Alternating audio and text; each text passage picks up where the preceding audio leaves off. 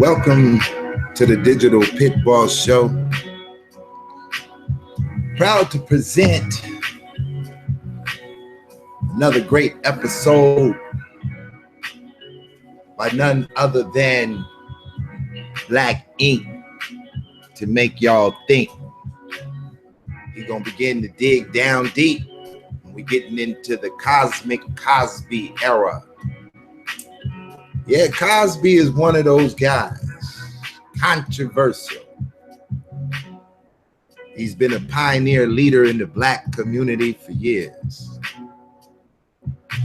But there's a flip side to the overall puppet masters and why they allow certain black men to reach the levels and the heights of a Cosby. So y'all get prepared for the show. Please donate.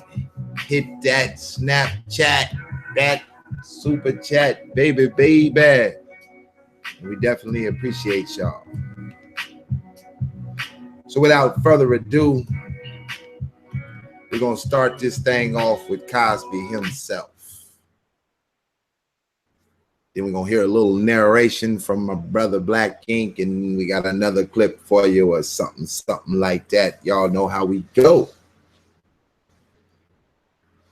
So let me get this link cracking for you. Let's get it in, my friend.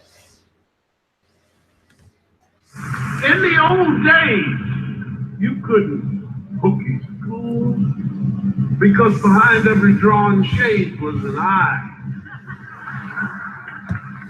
And before your mother got off the bus into the house, she knew exactly where you had gone, who had gone into the house. Parents don't know that today. I'm talking about these people who cry when the son is standing there in an orange suit. Where were you when he was 2? Where were you when he was 12? Where were you when he was 18? And how come you don't know he had a pistol?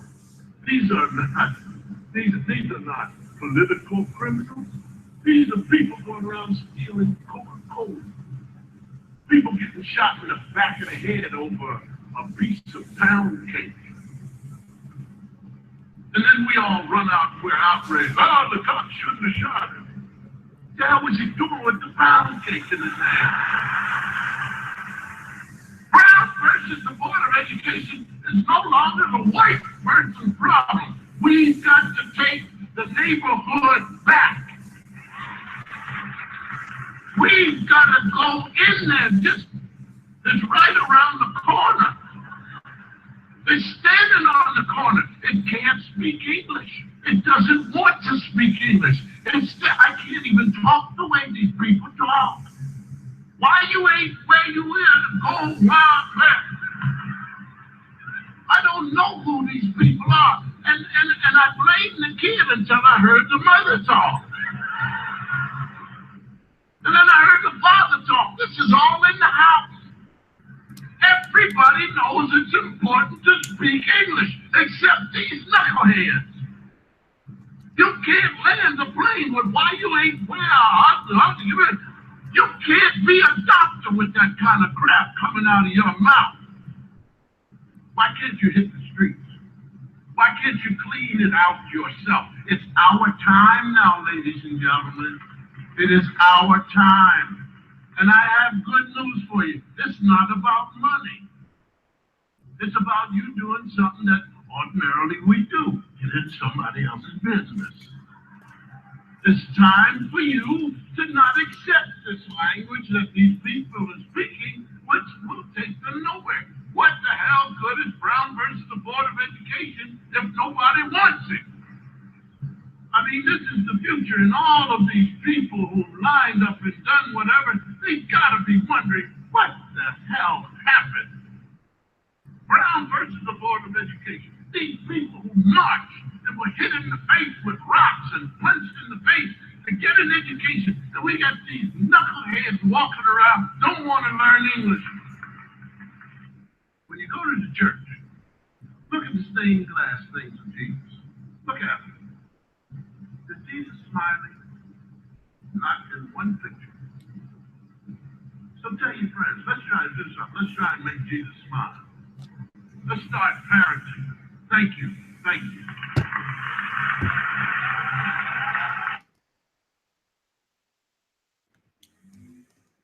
Yes, sir.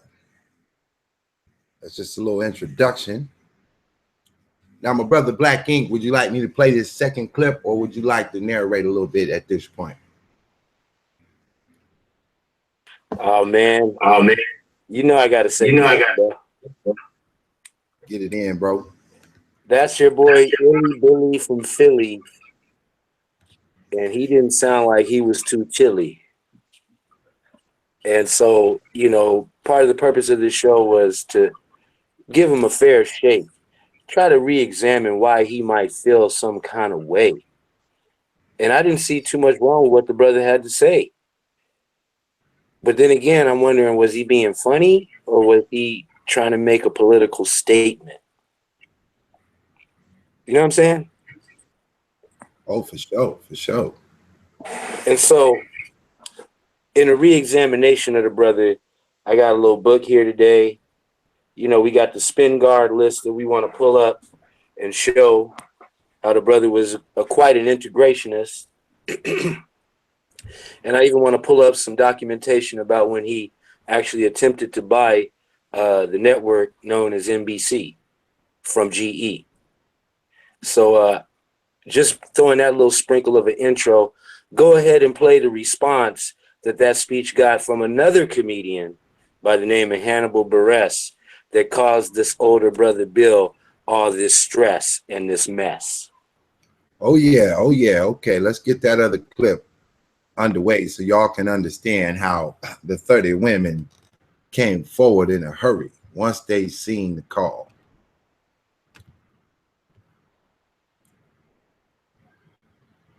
See, it's even worse because Bill Cosby has the fucking sluggest old black man public persona that I hate. Schizotype. Pull your pants up, black people. I was on TV in the 80s. I can talk down to you because I had a successful sitcom. Yeah, it was great women, Bill Cosby. So, brings you down a couple notches. I don't curse on stage. Yeah, you're a rapist, so you said lots of motherfuckers is on Bill Cosby himself if you want a rapist. I don't know what I've been doing about telling you. I guess I want to just at least make it weird for watch Cosby Show reruns. Dude's image, for the most part, it's fucking public Teflon image. I've done this bit on stage, and people don't believe, people think I'm making it up. I'm like, Bill Cosby, there's a lot of rape allegations. No, you do. No.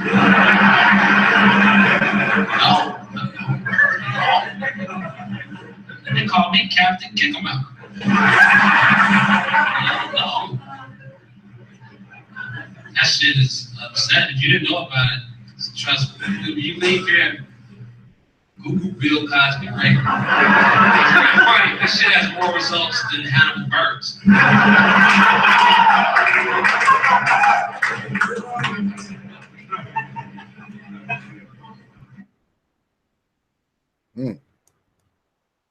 Oh yeah. All right, brother. Break it on down to us and connect those dots. Okay, so what you have there is your classic Hollywood confrontation adversarial presentation. You got the old school, old guard, Bill Cosby, as the elder statesman at the time, a couple years ago, 2015, trying to make a comeback. As now he's not just America's dad, he's America's grandpa. And it was set up for him to have his own show. He had his own book bestseller out at the time. He was going back on tour, the sit-down comedian as opposed to stand-up. And everything looked like he was going to do it again. And there was little rumors and inklings, twinklings that he was going to try to buy NBC for the second time. And then this happened, the pound cake speech. Then the response by the young upstart comedian that nobody had ever heard of. He didn't even make the Def Jam circuit yet. And all of a sudden, with that one joke, he became the biggest thing since ham, cheese, and sliced bread. Hannibal Buress, the guy that single-handedly helped to take Bill Cosby down. And that's the narrative that I'm presenting today. Now, let's deal with this spin guard list. What year was that Bill Cosby entered that list? Let's put that in perspective. Well, if you could pull it up, it has to be after the 2000s. He was recently honored just before Sidney Poitier. If you need me to, I could pull it up on my computer here right now. No, we already looking at it, brother. Okay. So we got, yeah, someone. Let's see. We got Harry Belafonte was 2012. And then let's see here. We got Oprah Winfrey is 2000. Now, as much work as he put in, he should have been much earlier than that. Tom. There he is, 85. 85. There we go.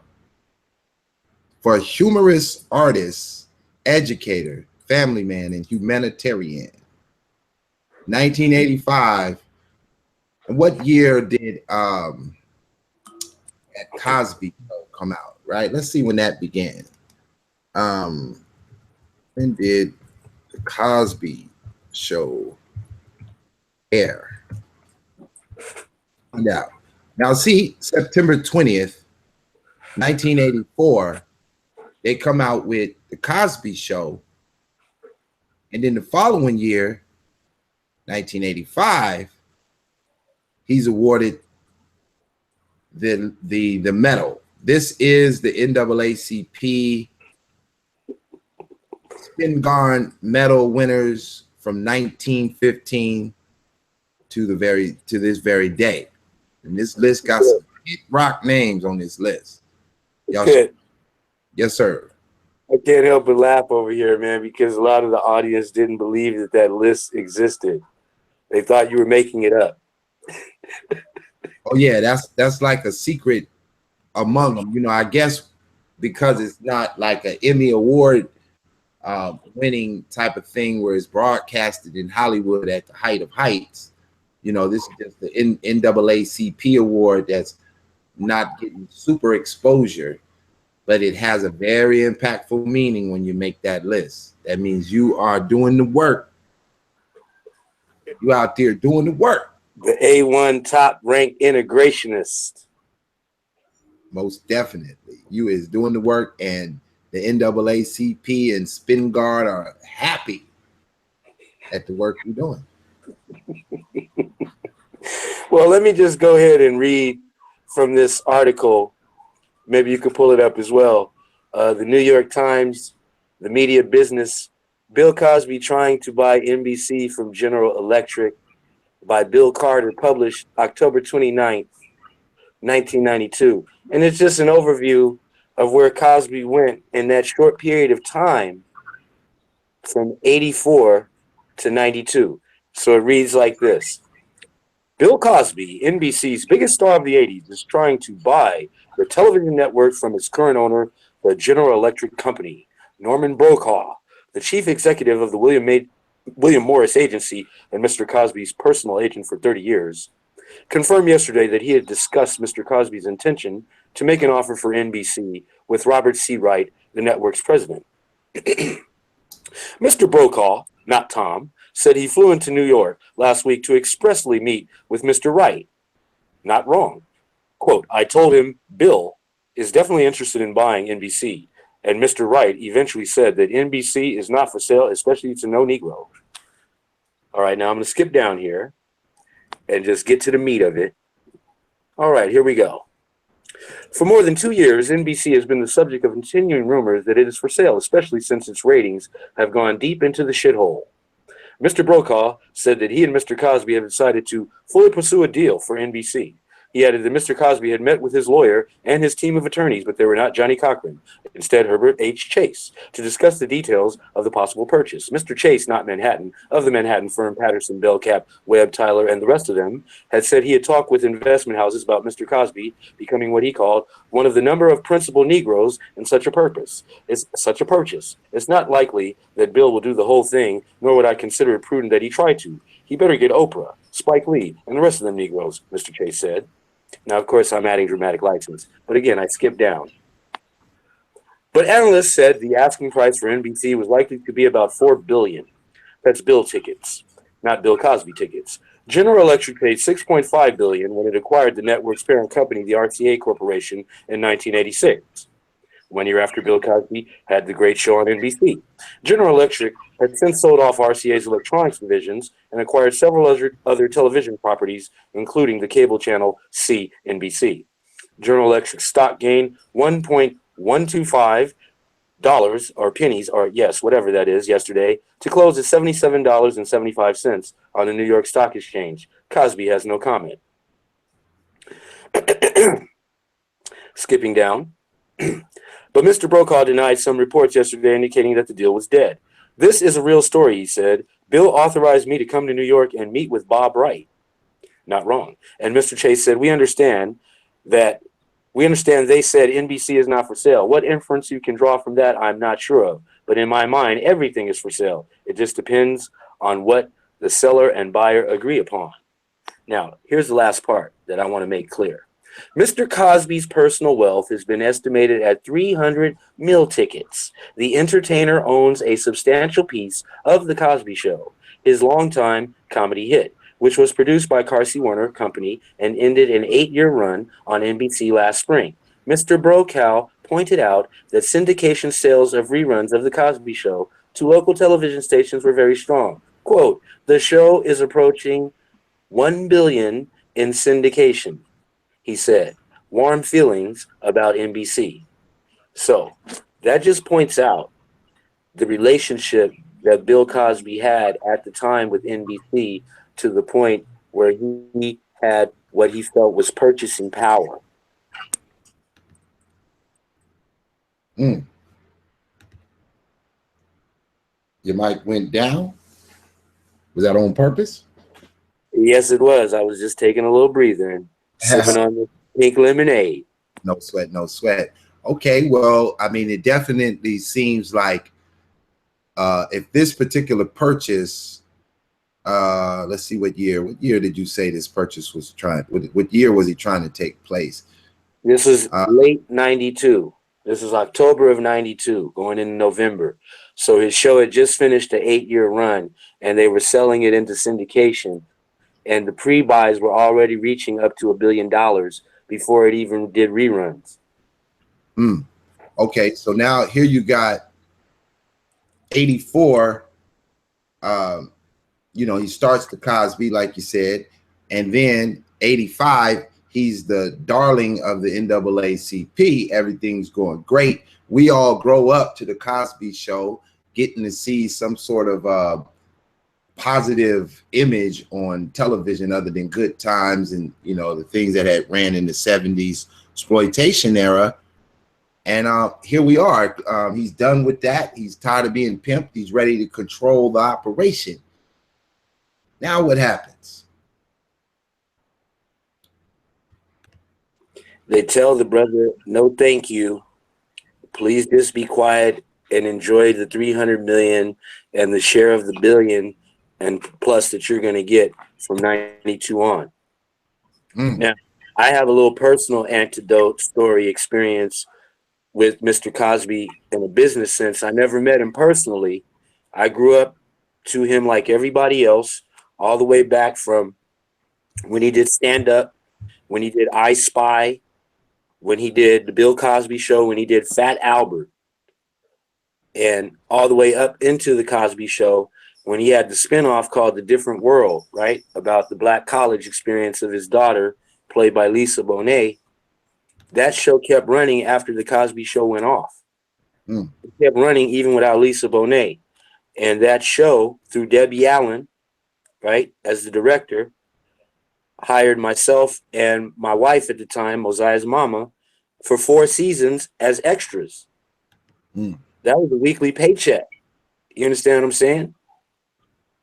And on that show, it was very apparent that it was integrated, but the majority of the people working behind the scenes were black. And that was a stipulation in Cosby's contract that up and down integrated vertically, there were black people at every level of the way, from producer down to stage hands and grips and extras.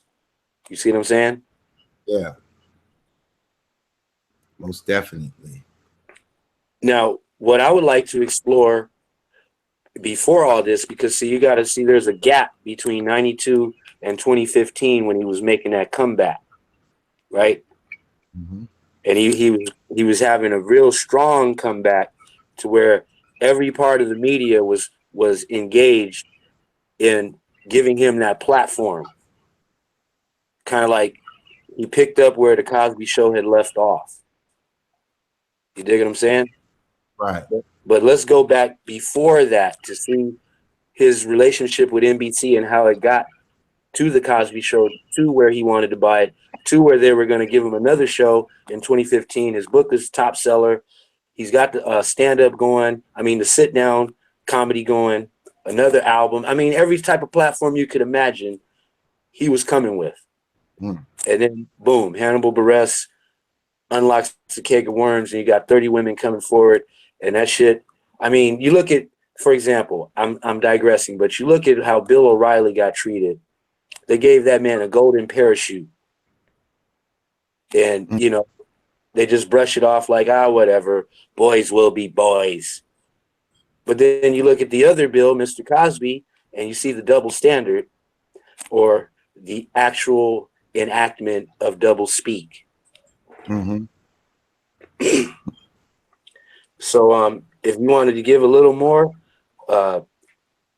background or perspective on it before I jump into this OG Bill Cosby from the book Blacks and White TV, please do so.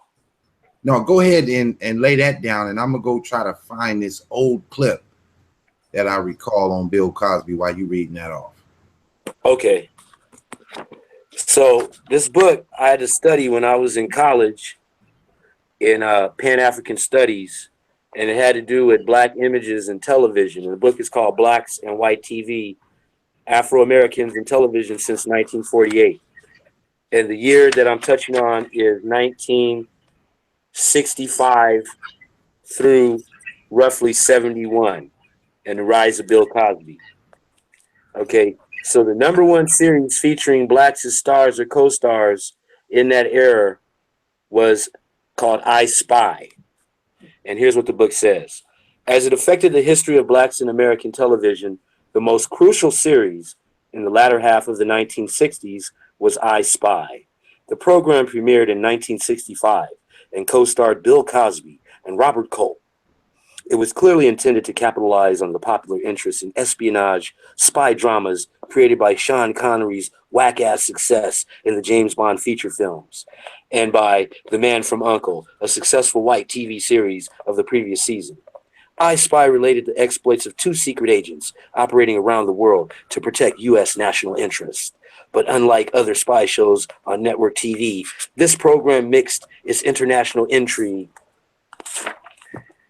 with a slight touch of American wit. This was because of the presence of Bill Cosby. I Spy was the first network dramatic series to star a black actor. Not since the demise of the Harlem Detective in 1954 had television attempted to feature a black detective hero. And Harlem Detective, of course, was a local show in New York City, not a network production. When I Spy appeared, NBC, boom, NBC, boom, NBC officials seemed pleased that only 3 stations in Savannah and Albany, Georgia, and Daytona Beach, Florida, refused to carry the show. It was seen, however, on 180 other stations covering 96% of the country. The casting of Bill Cosby was a bold decision by producer Sheldon Leonard. While Cope came to the series as a veteran television actor who had starred in a Western program of moderate success, Trackdown, Cosby was a storytelling comedian whose great exposure on TV had been on Johnny Carson's Tonight Show. Cosby was not only an unknown dramatic quantity, his role could have been played by a white man. Casting Cosby as Alexander Scott, the tennis trainer and traveling companion playboy of Culp's character, fellow agent Kelly Robinson broke the color line as had no series in television history. Cosby proved uniquely qualified for the part. His talent for subtle comedy was matched by a dramatic skill which allowed him to range with apparent ease between emotions of patriotism and self-doubt, romance and intrigue. Cosby was successful in the series. During the 3 seasons I Spy was telecast, he won 3, not 1, not 2, but 3 Emmy Awards as the most outstanding actor in a continuing dramatic role. And he was popular with audiences. According to a TVQ performance study by the Home Testing Institute in 1966, Cosby was one of the most popular stars in video, ranking first with children 12 to 17 years old, third with those 18 to 34 years of age, and tying for 8th with the total audience. And that's just not because he was a black man. That's overall with everybody in television. Ironically, the program did not match Cosby's triumphs. Credit must go to NBC for maintaining the series for 3 years when its highest seasonal rating was 29th place, attained in its second year. During the other 2 seasons, it failed to finish among the top 35. As well as being the first network drama with an Afro-American star, I Spy was a landmark program for blacks in other respects. Alexander Scott was placed solidly beyond the borders of the United States, swept up in the dynamics of world affairs. Often filmed in foreign locations, the weekly drama unfolded in places like Hong Kong, Kyoto, Japan, Mexico cities, and in countries like Morocco, Greece, and Italy. In one program shot in Greece, the picture of Bill Cosby walking amid the ruins of the Parthenon, symbol of the Western democracy first nurtured in ancient Athens, was a powerful testimony to the nature of the entire series. For black and white viewers, it was an educational experience to see an Afro-American hero operating constructively abroad in the service of the United States. Now, question. That was pretty interesting. Now, can you put that in from perspective of how do you feel that the system is using Bill Cosby? How are they really trying to use him starting from this point here that you mentioned in 65? And when you break free from that, I got a little clip to show you. Yeah, to answer it very clearly, the way that little soliloquy was written shows him in the role as an international integrationist, sidekick. But no doubt, the way that they pictured it, I tried to read it, with a lot of intrigue and drama to it. But that was what the show presented. And I remember as a kid watching it, feeling like, I could do that when I grow up. Even though I wasn't consciously thinking it, my mom would sit me in front of the TV and let me watch that show late at night every week. You know what I'm saying? And I was born in 65, but I totally remember that show, even though, it was very young for me. If a black person was on TV, people would call all over the country and be like, are you watching Sanford and Son? Or are you watching Soul Train? Well, that was the beginnings of those type of situations where, Bill Cosby's on right now. You better turn it on. Now, check this out. I want you to see this is a different Bill Cosby type of clip, right? We don't always get this from Bill Cosby, but this is one of them old clips in the cut. It's the whitest thing you know. Whiter than the driven snow, whiter than the whites of your eyes. Sugar. Non-integrated, non-black, sweet sugar. But you see, there is a black man in your sugar. His name is Norbert Rillier. Norbert Rillier in 1846 invented a vacuum pan, revolutionized the sugar refining industry. Now, you have to dig to find that fact. I mean, it's not much history, but it's still history. Now, what do you stand in? in your shoes. Now, there's just you and your shoes, isn't it? Nope. See, there's a black man standing in your Oxfords with you. Sharing your soul and your heel is a man, his name is Jan Ernst Metzelger. And in 1863, this is joined by the kids, Metzelger invented the machine that made mass-produced shoes possible. Now, you have to dig around for that fact, too. And again, it's not much history, but it's history.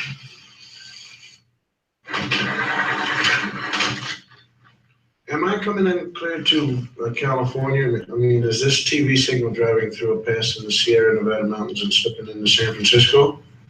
Okay, well, I want to thank you, Jim Beckworth.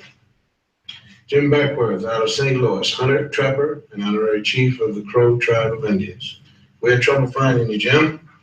Though you helped open the West, you didn't make the books. Chicago, right here, where the Wrigley building is. A young fellow by the name of Jean-Baptiste de Sable. Jean-Baptiste, he founded Chicago, when he traded with the Indians. And of course, there it is right at that particular time. It was called Chicago or Stinking Onion by the Indians. And de Sable, he didn't even change the name at all. Now you take the Lewis and Clark expedition here, right in there. You'll find a black man named York helping to open the West. Those men are trying to wash the black out of York. That's what you might call historically significant, because a lot of people think we ought to wash white, but we ain't gonna, you see. Texas, coming to you, Texas, right down the Chisholm Trail, right here. Right down there with 5,000 black cowboys who never made it to the Hollywood West. Did you know that? Huh? In the same group, there was one black outlaw. His name was Deadwood Dick, who claimed his soul brothers were Bat Masterson, Billy the Kid, and Jesse James. Deadwood Dick used to ride into the saloon, order 2 drinks, one for himself and one for his horse. And his horse drinking a shot of red eye with straw. And how about the 186,000 blacks who fought on the Union side during the Civil War? 38,000 died. How about Teddy Roosevelt's charge up San Juan Hill? It wasn't just the Rough Riders who made it. 4 black regiments went right up with Teddy. They didn't get lost going up the hill. They got lost in the history books. How about the North Pole? Snow White? Well, the first man there was black, Matthew Henson. He spoke Eskimo. And he was Admiral Perry's navigator. And although he made it first. Now I'm going to stop it right there. And I'm going to ask you, can you notice what type of black folks he chose to speak about in that little address and which type he did not? You know, it's appreciative to bring out any information on things that we do. But it was real peculiar now that I know what I know. And I'm like, okay, that was a cool address, but he was missing some important men. What you think about it? Ever seen that? He was dealing with the integrationist movement because he signed up for it with the TV show. And I would like to read just a little bit more about that show to put it in the proper context of the time frame. It was from 65 to 68. And, you know, a lot of stuff was going on politically at the time. The height of the civil rights movement / the going into the Black Panther, quote unquote, Black Power movement, so to speak, which led to, with Hollywood, the Blaxploitation era. So I want to put Bill in that proper context in terms of that period of time from, say, 65 to 71. Go ahead. First to clarify what that TV show, what it meant, right? So Cosby's character was always equal to his encounters with foreign agents, heads of state, beautiful women, and would-be murderers. He was unlike Shaft, Superfly, and other exaggerated super spade characters developed in the so-called blaxploitation films of the next decade. Alexander Scott was a real mature human character, able to feel and express emotions historically forbidden to black characters in mainstream entertainment media. In an early episode, Cosby actually kissed a Japanese woman, a revolutionary act that was well beyond the perimeters established for blacks in television. So boom, that's an integrationist move. All right. Mm. Now, in the greater context, I Spy became an important program for other black actors. Many Afro American performers played dramatic roles in the series. Among them were Eartha Kitt, Barbara McNair, Greg Morris, and Nancy Wilson. These guest stars often appeared in non traditional parts. For example, Diana Sand portrayed an Israeli agronomist or farmer. Ivan Dixon and Cicely Tyson played African royalty caught up in the propaganda war between East and West. And Leslie Uggams was an active part of a communist conspiracy in Italy.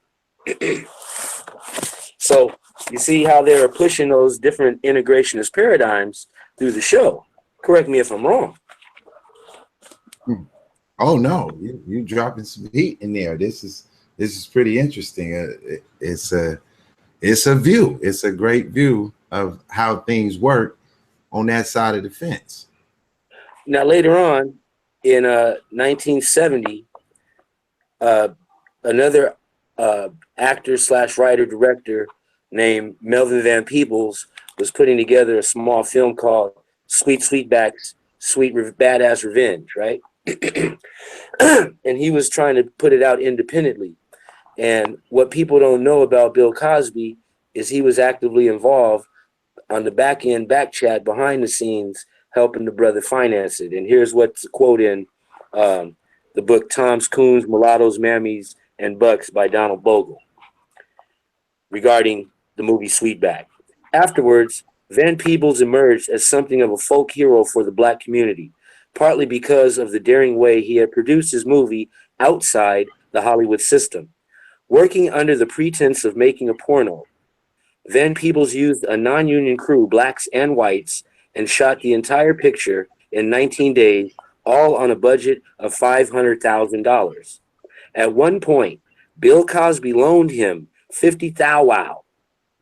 After most distributors refused to touch the film, Cinemation picked it up. Within a few months, Sweetback grossed $10 million. So Bill Cosby basically put the 10% down that the brother could keep going when he ran out of funds. As the story was told in Mario Van Peebles' production, where he talks about how his dad made the movie and he was there to watch the whole thing go down. And they got a dude playing Bill Cosby that tells the character played of Melvin Van Peebles, he says, "Hey man, I'm gonna give you this money, but just know when they ain't laughing at you, man, they look at you a different way."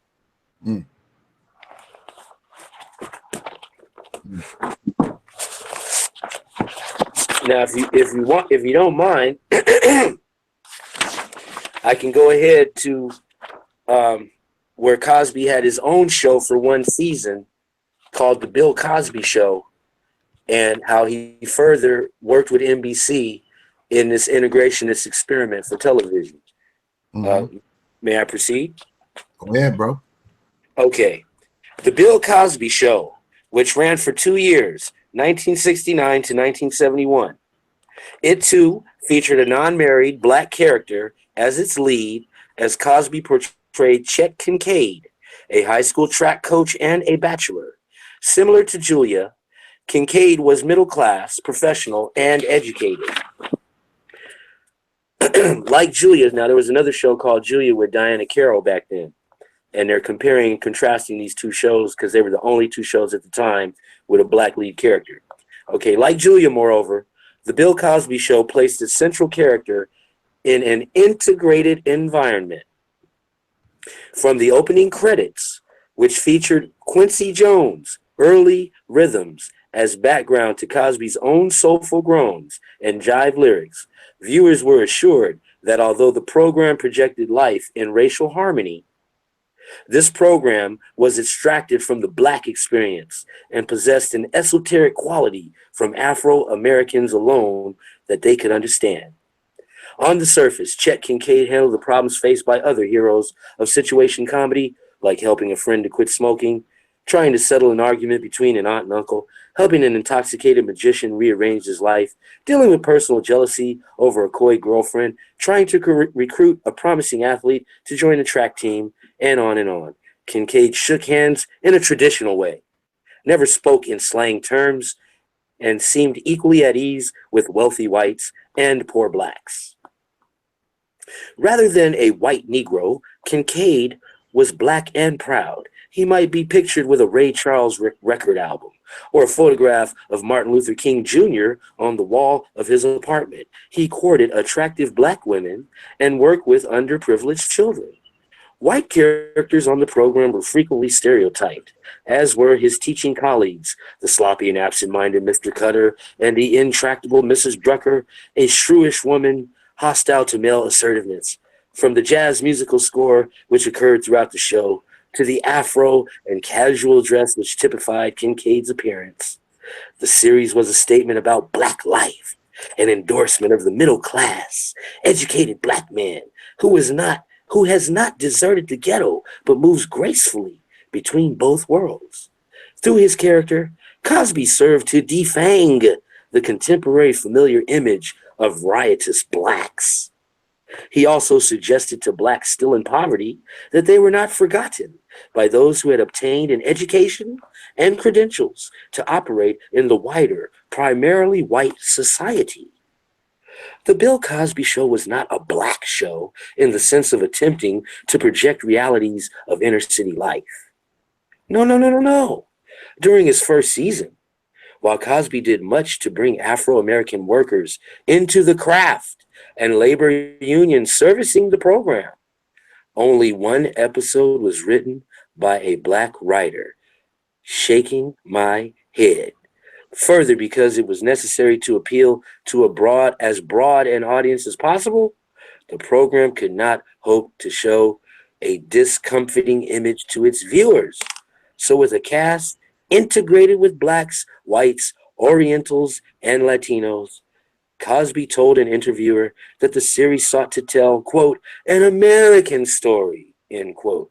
According to Cosby, who was also executive producer of the series, I'm aware that the show will have a negative meaning for people who are really militant about any story with a black person in it, black viewers included. But you can still pick a guy's pocket while he's laughing. And that's what I hope to do.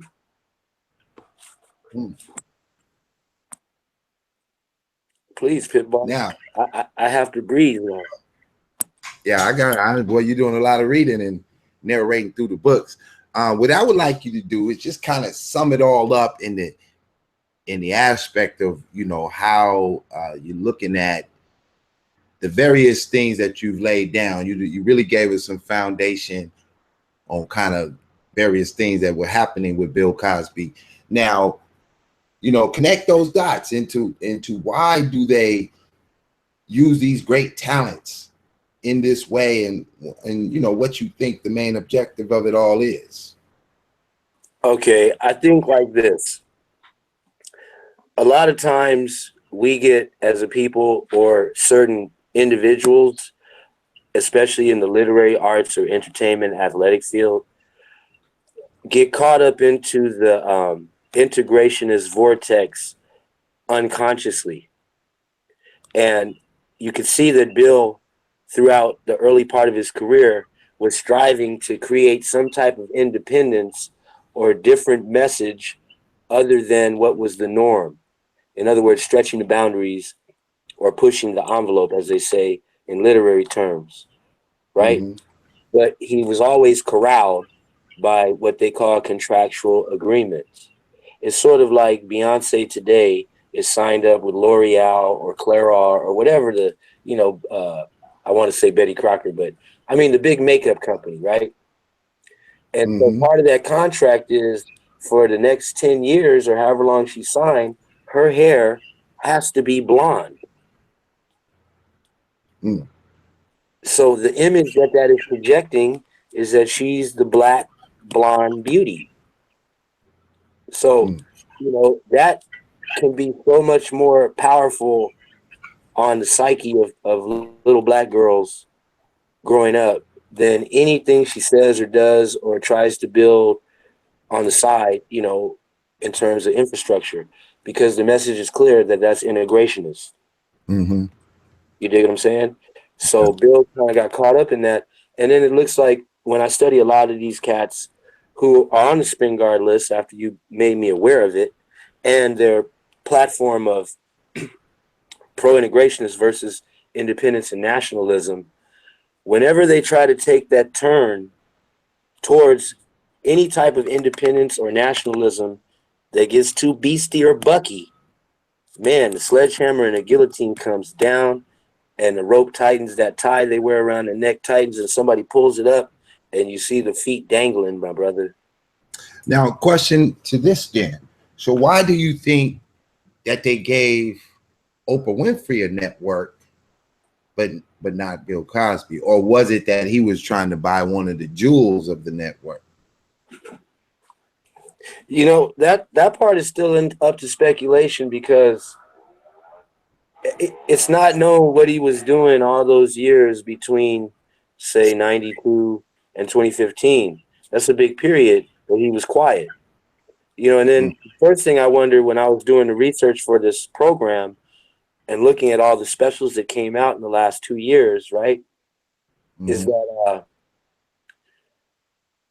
like something that he did or said just threw everything out of whack. Because it's like he had built it up to such a point where it's like, wow, this, you mean to tell me this one guy telling a joke can throw all that shit out the window to where now this man is persona non grata? There's got to be something more to that. You know what I'm saying? Like that pound cake speech, I remember when he was going in. Then I saw another thing where he was on the Today Show and he sounded kind of drunk and he was going in on Donald Trump. And this was like 2011. So it just seemed to me like he was kind of going off his rocker, like pre-dementia, Alzheimer's type shit. And I'm keeping it 1,000. That's what I thought. I was like, oh man, the dude's losing it. You know, so when he had the comeback tour, the first thing I wondered was, he must need some bread. He must need some bread. Because at 77 years old, he was doing way too much for a cat that's just about to, you know, go off into the sunset. Oh, you mean with the pumping of his pound cake speech? Yeah, see, 2015 is when all this shit popped. Yeah. And that might have been around the time he was wigging out. Because if he's wigging out from 2011 on Donald Trump, all that time up to then, from then till the shit popped with Hannibal Buress, he had to be wigging out everywhere he went. Like, you know, they say, okay, Bill, you're going to go on this book tour. You need to go on these shows and blah, blah. And he just get on there and act a damn fool. And he's Bill Cosby, so they're going to cut him some slack. But when you look at the timeline of it, I mean, you know, at some point, a motherfucker just got to sit down and shut up. Right. Or take the heat that he's throwing out. And then when them 30 women came out 30 years later that all of a sudden had this crystal clear memory, I was like, damn, there's no way around this shit. The court of public opinion is going to weigh in, and that's it. Right.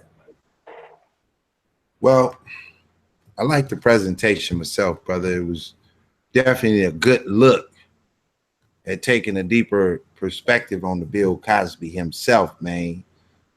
And I think, you know, what could we do better for Bill than to leave out a little laughter that he done brought into the game?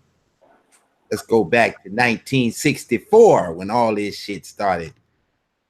Let's listen to a little bit of Bill.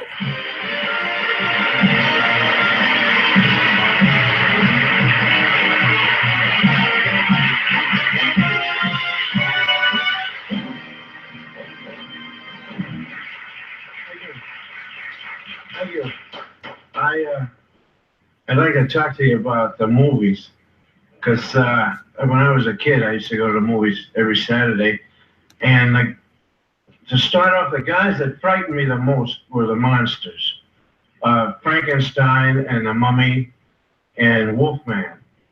And I'd watch the movie and then run home and jump in bed with my mother because she'd protect me. And today, now that I look at my mother, she's only 4'1". And I think she'd have trouble trying to punch out Frankenstein, you know, that kind of thing. But now that I look at these guys as a grown-up, I think that Frankenstein and the Mummy are about the two slowest guys in the world. I don't understand how they could even catch people. I'd have so much fun with guys like that. Yeah, come on, try to catch me. Try to get the yeah, look out, reach up and pull his tape. Shake, But I actually feel sorry for the Wolfman. Now, here's a guy that can't remember when the moon's going to come up on him. And he must be awfully embarrassing to his family. You know, he's sitting around the table eating, you know, and up comes the moon. Oh, hopefully you're going out in the yard someplace, you know, and get out of here. And it must be embarrassing to watch him in a barbershop getting a haircut straight, you know, and all of a sudden up comes the moon. It's going to cost you an extra $8. So make it light around the legs, please, you know, right there. That's a little classic Bill Cosby for you. Going all the way back to 64. Well, that was Black Ink. This is the digital Pitt boss. That was just a little insight on the Cosby. Hope you enjoyed the show. We'll holler back at you.